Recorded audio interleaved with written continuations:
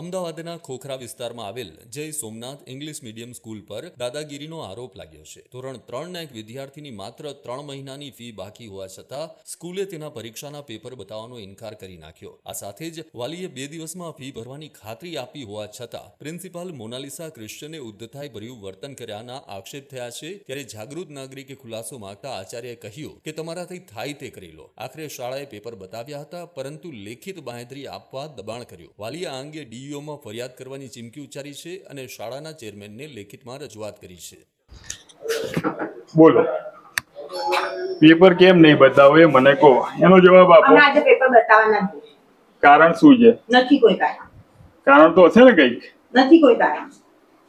કોઈ કારણ અમે નથી. રાજુભાઈની પાસે મોકલી દો ને આગળ. ના, રાજુભાઈ નહીં બોલાવ, હું અહીંયા જ બેસીશ. હવે રાજુભાઈને જ અહીંયા બોલાવો. રાજુભાઈને ચલો બોલાવી દો. તમે બોલો કેમેરા સામે કે કેમ પેપર નહીં બતાવો. ચલો. અમે લોકો કશું જ આજે નથી. અમે મારું કામ જ કરીએ છીએ. તમારે જે બી કામ હોય you can go and meet trustee members. ના, ટ્રસ્ટી